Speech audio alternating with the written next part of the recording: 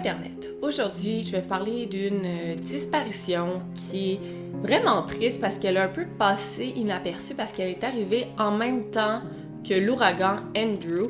Puis ça le fait qu'on n'en a presque pas parlé dans les médias parce qu'on était trop occupés à parler de l'ouragan Andrew. Puis si on peut comprendre ça. Mais c'est tellement triste parce que c'est comme s'il faut que tu disparaisses au bon moment.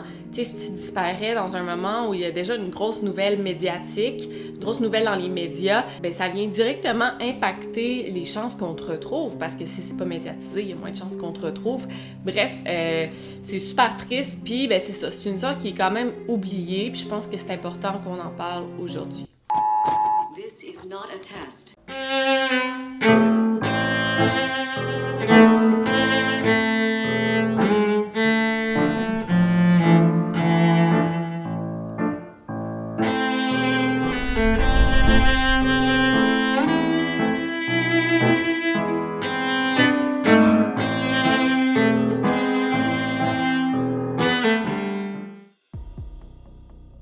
Donc l'affaire d'aujourd'hui date quand même de 1992, donc ça fait déjà un moment, ça fait 31 ans parce que je suis née en 92. Et c'est triste parce que, justement, ça fait si longtemps, puis elle est encore irrésolue et même, je dirais, oubliée. Fait que ça n'a pas d'importance, je pense qu'on peut vraiment en parler, même si ça fait déjà un petit bout.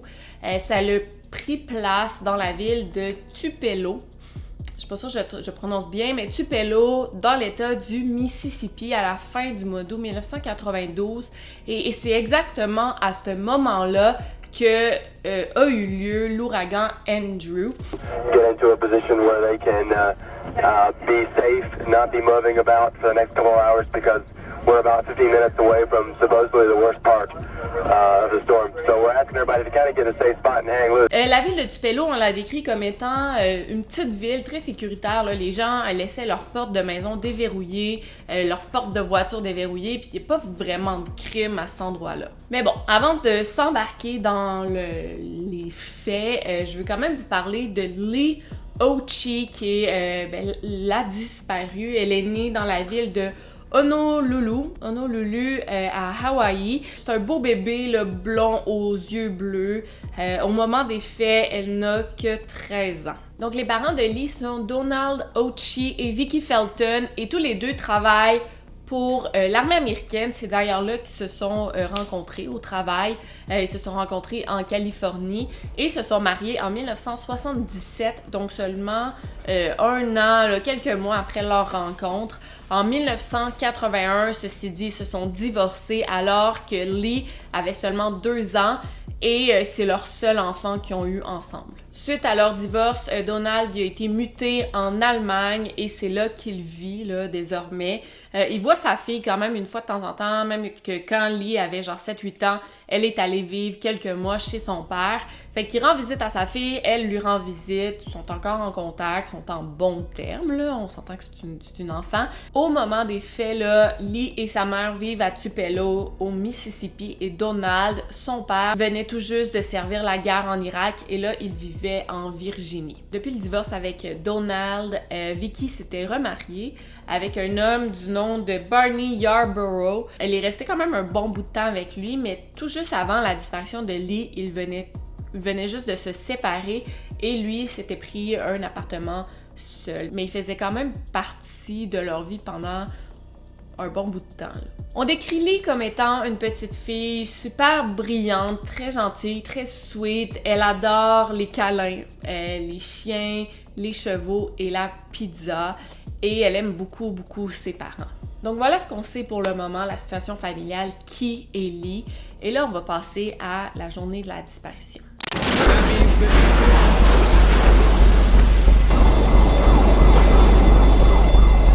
When you see us move and you're watching us, we want you to move to your safe spot.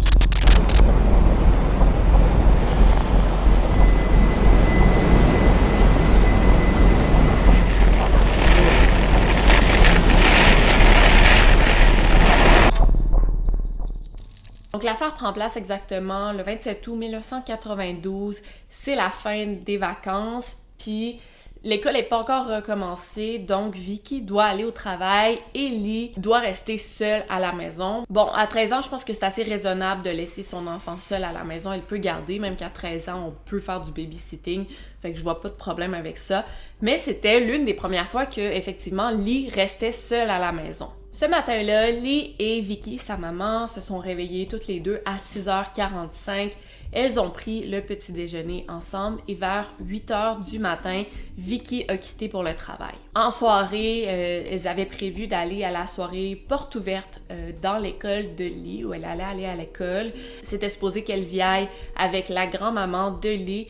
Et ensuite, les 3 femmes iraient manger au Taco Bell. Ce matin-là, il faisait pas très beau dehors. Il faisait vraiment pas beau. Il y avait des gros orages. Fait que c'était sûr que Lee allait passer la journée à l'intérieur.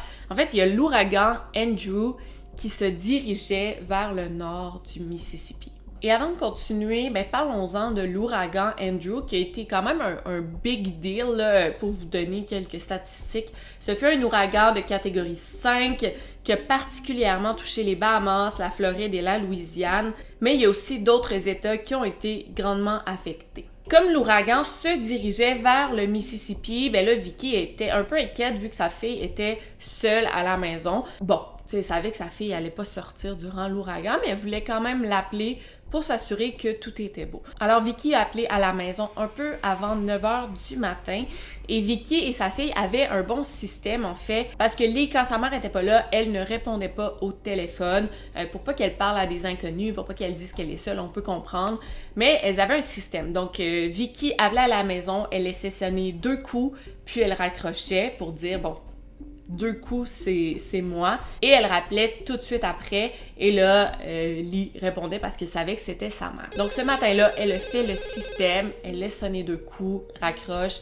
elle rappelle, mais elle n'a pas eu de réponse. Inquiète, Vicky a tout de suite décidé de se rendre directement à la maison pour vérifier que tout était beau. Elle n'a pas attendu. Puis elle travaillait juste à quelques minutes de la maison, donc c'est environ 2,4 km.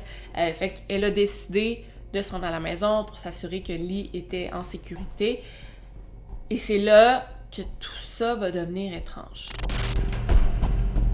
Quand Vicky est arrivée devant sa maison, elle s'est rendue compte que la porte du garage était grande ouverte et que la lumière était allumée. Puis la lumière s'allumait seulement quand on ouvrait la porte du garage. Elle est entrée chez elle, elle a crié le nom de sa fille, Lee. Pas de réponse.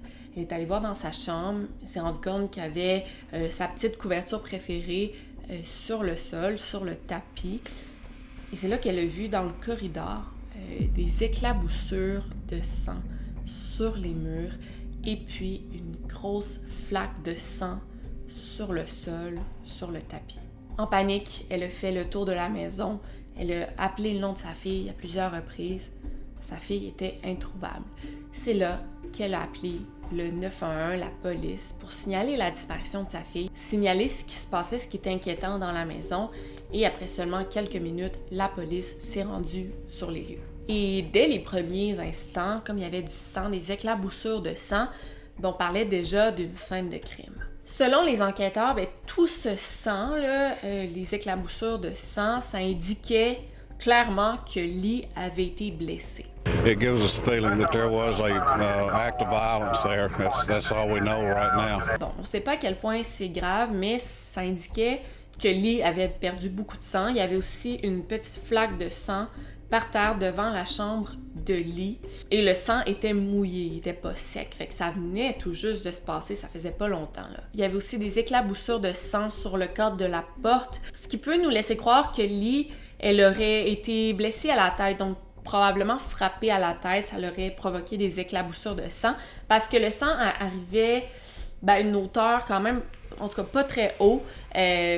On mesure quelqu'un de 5 pieds environ et Lee mesurait 4 pieds 10. Donc, si elle avait été blessée à la tête, un coup à la tête, le sang aurait éclaboussé, comme d'une...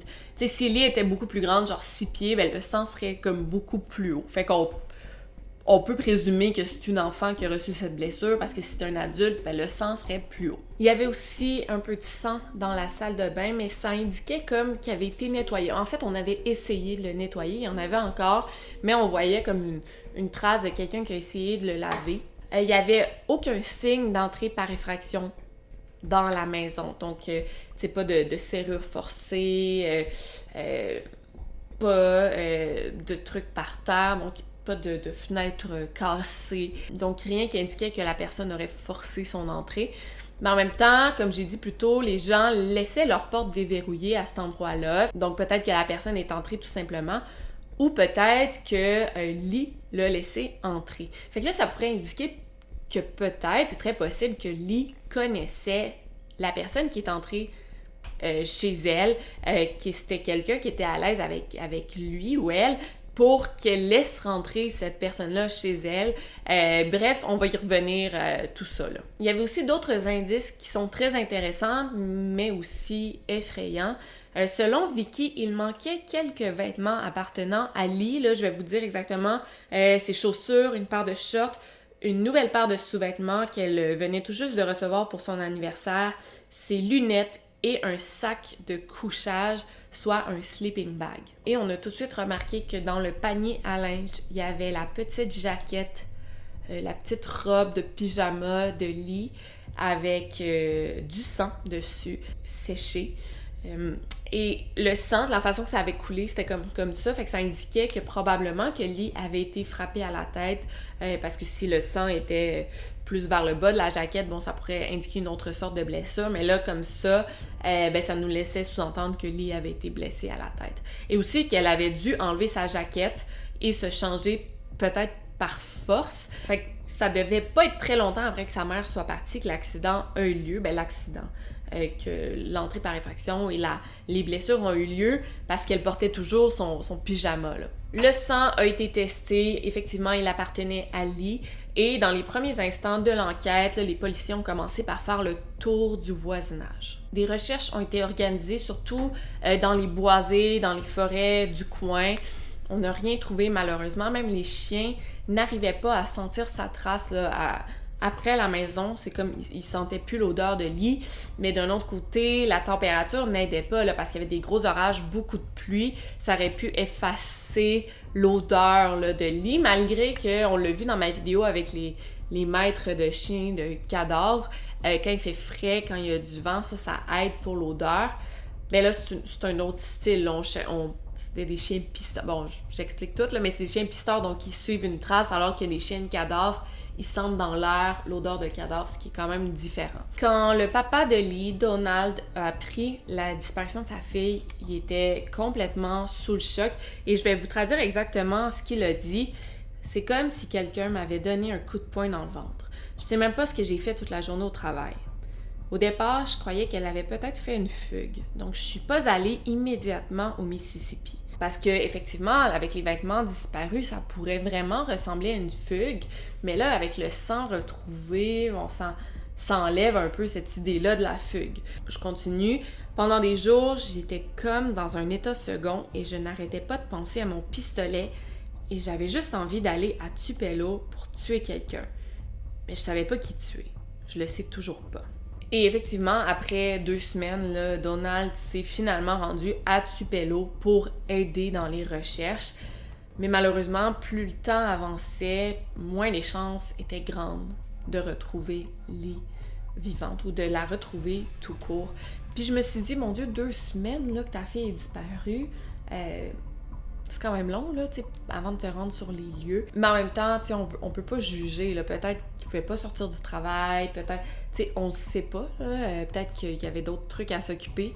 Bref, je pense vraiment pas qu'il soit coupable, là, puis on va pas supposer ça parce que ça me surprendrait, il était même pas dans la ville, là. Donc là, 8 jours après la disparition de Lee, il y a un étudiant du Community College là, du coin, du collège communautaire du coin, qui a appelé la police pour donner une piste. En fait, lui, il est pas mal sûr d'avoir vu Lee dans un gros pick-up au service au volant du McDonald's. Fait que ça a vraiment donné un espoir aux parents, là, OK, notre fille est peut-être encore en vie, il y a peut-être des chances qu'on la retrouve, mais malheureusement, la jeune fille en question a été retrouvée, celle du McDonald's, et c'était pas Lee.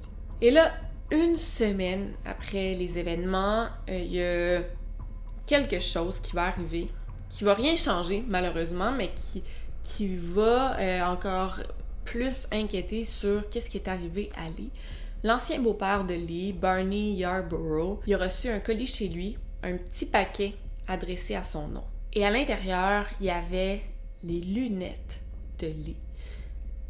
Quelle horreur! Fait que là, ça veut dire qu'elle a été kidnappée, c'est sûr, que le kidnappeur envoie des effets personnels lui appartenant pour hanter les parents, pour leur dire c'est moi qui ai votre fille, même s'il n'y a pas de nom. Mais surtout, quelle horreur, parce que des lunettes, c'est un objet auquel Lee était dépendante. Là. Elle avait besoin de ses lunettes pour voir, et là, elle ne les avait visiblement plus. Malheureusement, même avec ce gros indice quand même, ça ne menait à rien. Et ça n'a pas aidé l'enquête. C'est juste venu hanter ses parents, puis ça donnait aucune piste sur le kidnappeur, parce que là, on est pas mal sûr qu'il s'agit d'un kidnapping. Après l'envoi des lunettes de Lee, ce qui est une bonne nouvelle, c'est que le FBI s'est impliqué dans l'enquête. On a analysé le petit timbre collé sur l'enveloppe pour voir s'il n'y avait pas un ADN là, du tueur, parce que probablement que lécher le timbre avant de le coller. Bon, à l'époque, là, maintenant, c'est des timbres collants. Bref, malheureusement, ça n'a rien donné parce que c'était plutôt de l'eau qui avait été utilisée pour coller le timbre et non de la salive. Et à ce stade-ci, les enquêteurs croyaient que les lunettes qui ont été envoyées, les lunettes de Lee, c'était plutôt une distraction là, pour distraire, pour se moquer des enquêteurs, plutôt qu'un réel indice. Tu sais, il n'y avait pas de lettre de rançon, il n'y avait rien, il n'y avait aucun indice, fait que ça a servi à rien, malheureusement. Là, on vient de parler de Barney, on va en parler là, tout de suite. Barney Yarborough, est-ce qu'il aurait pu s'en prendre à Lee? Ben, apparemment, selon les proches, selon les amis de Lee, il était pas super gentil avec Lee. Il était même plutôt abusif là, envers la fillette. Est-ce qu'il aurait pu s'en prendre à elle? Surtout qu'il venait tout juste de se séparer de Vicky, fait que ça lui aurait donné comme un motif s'en prendre à sa fille pour se venger, surtout que dans le passé, il n'avait pas été très gentil avec la fillette. Des copines d'école, là, des camarades de classe de Lee, ont affirmé d'ailleurs aux enquêteurs que c'était arrivé à quelques reprises que Lee se présentait à l'école couverte de bleu. Et quand on lui demandait qu'est-ce qui s'était passé, elle disait que c'était à cause de ses sessions d'équitation. Il y a une autre amie de Lee qui se rappelle là, d'un incident qui est arrivé à l'école, qui est vraiment triste, honnêtement. Là. Si on considère là, qu'elle vivait l'enfer à la maison, on ne sait pas. Mais admettons que c'est vrai. Lee mangeait des petits fruits, des baies dans la cour d'école. Et son amie, je sais pas, elle a dit « Attention, tes baies, tes fruits peuvent être empoisonnés, je sais pas trop. » Et là, Lee aurait répondu « C'est pas grave, je m'en fous de mourir. » Et son amie l'a regardé comme hey, « Qu'est-ce que t'es en train de dire? » Et Lee est partie à rire, elle a dit « C'est une blague. » Bon, ça peut être une blague de mauvais goût d'une enfant de 13 ans, ça se peut. Mais ça se peut aussi que ça soit vrai, puis ça rend toute cette affaire-là encore plus triste. Donc Barney a été interrogé par la police et la journée de la disparition de Lee, il y avait un alibi qui est apparemment plutôt solide et il a même passé le test de polygraphie et l'a réussi. Fait qu'il mentait visiblement pas. C'est possible aussi que ça soit pas lui qui s'en soit pris à elle. Vous savez, dans les histoires de disparition, de meurtre, c'est souvent les proches qui sont responsables. Il ne faut pas regarder midi à 4 heures, il faut interroger les proches, donc les parents, les frères et sœurs, les oncles, les tantes, les beaux-parents, les amis, les conjoints pour commencer. Mais là, dans le cas d'une fillette de 13 ans, c'est sûr qu'il faut regarder les parents. Bon, le père, il était à l'extérieur de la ville, à l'extérieur même de l'État, fait que c'est sûr que c'était pas lui, il était au travail. Qu'en est-il de la mère de Lee, Vicky? Est-ce qu'elle aurait pu s'en prendre à sa fille? Apparemment que durant les recherches, durant l'enquête, à plusieurs reprises, le père s'est fait dire de regarder la mère de Lee, donc de vérifier si c'était pas elle qui s'en serait pris à sa fille. Et après les quelques commentaires qu'il a reçus, parce que là ça se répétait, il s'est mis effectivement à douter de son ex-femme. Est-ce qu'elle aurait pu s'en prendre à lui? Et selon lui, là, qu'est-ce qu'il a dit? C'est que oui, il croit que son ex-femme serait capable de tuer sa fille et de mentir. Other side of the family, meaning Lee's mother and stepfather, are they going to join you all in any of these searches? Have you heard? Not that I'm aware of. If they do, it's going to be a surprise to me. Apparemment que Vicky aurait passé le test de polygraphie, le détecteur du mensonge, à 3 reprises, et les 3 fois, elle a échoué. Donc 2 fois avec la police locale et 1 fois avec le FBI. Et à 3 reprises, elle a échoué. Mais Vicky, elle dit qu'elle n'a aucune idée pourquoi elle a échoué, parce qu'elle est innocente et qu'elle disait la vérité. Et là, je trouve ça quand même triste parce que, bon, admettons, tu sais, si on considère que c'est pas elle, là, premièrement, pourquoi elle se serait soumise au test du polygraphe à 3 reprises si elle était coupable, puis si elle savait qu'elle allait échouer, honnêtement, je pense pas qu'elle aurait fait ça. Mais aussi, dans un test de même, là, quand t'es en situation de stress extrême, soit la disparition de ta fille, c'est très possible que les résultats soient un peu altérés, là. La police l'a jamais éliminé totalement comme suspect, et même l'enquêteur principal du dossier il a dit qu'il ne peut pas affirmer à 100% que ce n'est pas elle qui s'en serait pris à sa fille. The family and friends greatly appreciate everything, everybody that's come out here to help us search. It's been amazing what the community has done to pull together for Lee. Quand on a interrogé la mère, elle a dit qu'on devrait vérifier un gars de la région qui s'appelle Oscar Mike Kearns. Puis elle a des doutes sur cet homme-là. Donc Mike, c'est un gars du coin. Il est très, très impliqué à l'église, là. Même qu'il donne des cours de Bible, Bible Study, les dimanches. Là. Il donne des cours aux enfants. Et il aurait même dit à Lee qu'il adorait les chevaux et lui aurait proposé d'aller faire de l'équitation ensemble. Et là, écoutez ça, si ça c'est pas convaincant, écoutez le reste. 1 an après la disparition de Lee, donc on est en 1993, Mike, il a kidnappé une fillette de 15 ans. Il l'a amenée jusqu'à Memphis, où il l'a violée, puis il l'a ramenée à l'école par la suite. Et comment il a réussi à la kidnapper? Il est arrivé chez elle le matin ou sur le bord de la route, il lui a dit « Viens, embarque avec moi, je vais t'amener à l'école. » Et c'est là que tout ça s'est déroulé. Effectivement, l'adolescente avait connu Mike à l'église. Est-ce que c'est ça qui est arrivé à Lee? Ça serait très possible si elle le connaissait, si elle l'aimait, si c'est un homme de l'église, il est allé sonner chez elle le matin, il lui dit « Je vais t'amener à l'école » ou « Viens, on va aller faire de l'équitation. » Pas amener à l'école n'était pas commencée, mais tu sais, s'il va sonner chez elle, « Hey, je peux rentrer, ta mère m'a envoyé » ou il y a tellement de tactiques, puis c'est sûr qu'elle lui aurait fait confiance. D'ailleurs, je veux juste vous dire que Mike a été arrêté et condamné à 24 ans de prison, puis il a été relâché seulement après 4 ans, soit en octobre 1997. Donc Mike a été libéré, puis il a rekidnappé un couple marié, il a violé la femme, c'est complètement horrible, c'est un homme dérangé, là, et il a été renvoyé en prison, puis il est sorti en 2019. Donc effectivement, moi je trouve que c'est vraiment le meilleur suspect dans cette histoire-là. Il a été interrogé par rapport à la disparition de Lee, il n'a jamais voulu se soumettre au polygraphe, et malheureusement, il est mort en 2021. Donc, ça reste un suspect super intéressant, mais je sais pas si on va savoir un jour si c'est lui le coupable. Et là, il y a un événement assez incroyable qui est arrivé 1 an après la disparition de Lee, soit en novembre 1993, dans la ville de Jackson, la capitale du Mississippi. Il y a un fermier local qui a retrouvé un crâne et des ossements dans un fossé là, près de chez lui. Il y avait 4 dents encore d'intactes sur le crâne, donc on a pu vérifier les informations dentaires et quand on a comparé celle-ci avec les informations dentaires de Lee, on a eu un match. Donc le coroner a confirmé que le crâne était bel et bien celui de Lee. C'est quand même un gros statement. Tu sais, quand tu dis on a trouvé le crâne d'une fillette disparue, pas mal que tu sois sûr de ton affaire. En même temps, ça peut arriver, on peut se tromper, mais quand même. Malheureusement ou heureusement pour les parents, je sais pas là, quoi dire à ce stade-ci, ce n'était pas le crâne de Lee, mais bien celui d'une femme disparue en 1993, Pollyanna Sue Keith. Ce qui est super... Ben, c'est pas décevant parce que l'autre femme disparue, c'était aussi une victime, puis on a pu l'identifier, mais ce qui a dû être décevant pour les parents, il y aurait eu enfin un sentiment de closure. En même temps, ça veut dire que leur fille est décédée, même s'ils doivent s'en douter là, quand même à ce stade-ci. Donc, à cause de l'ouragan Andrew, la disparition de Lee Ochi est quand même passée inaperçue dans les médias. C'est super triste parce que si on en avait plus parlé, si ça avait été très, très médiatique comme toute disparition d'enfants mériterait, ben peut-être qu'elle serait résolue aujourd'hui parce que peut-être, probablement même que les policiers auraient reçu plus d'indices si on en avait parlé en long et en large dans les médias.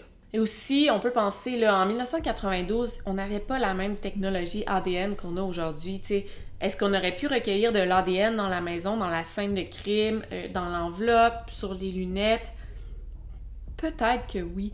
Là, à chaque année, là, il y a des tests qui sont... Ben, à chaque année, à chaque avancée technologique, il y a des tests qui sont réeffectués là, sur des preuves à conviction là, qui avaient été gardées. Pour le moment, on n'a pas de nouveaux résultats. Pour le moment, ça reste encore une enquête active. C'est pas une enquête qui est fermée, c'est un cold case parce qu'il n'y a pas de nouveaux indices, mais c'est une enquête qui est encore ouverte. Lee aurait plus de 40 ans aujourd'hui. Voilà de quoi elle aurait l'air. Donc cette histoire est encore considérée comme étant une disparition inquiétante et c'est très probablement un meurtre. Donc voilà pour cette histoire. C'est pas une vidéo qui est très longue, mais je trouvais quand même important qu'on en parle. Je veux savoir, vous en pensez quoi? Pensez-vous que c'est le beau-père? Pensez-vous que c'est la mère? Pensez-vous que c'est Mike? Moi, je pencherais plus vers Mike. Puis c'est sûr qu'on n'a pas énormément d'indices. Il y a probablement des choses qu'on ignore dans toute cette histoire-là, mais je vous ai donné toute l'information qu'on avait pour le moment.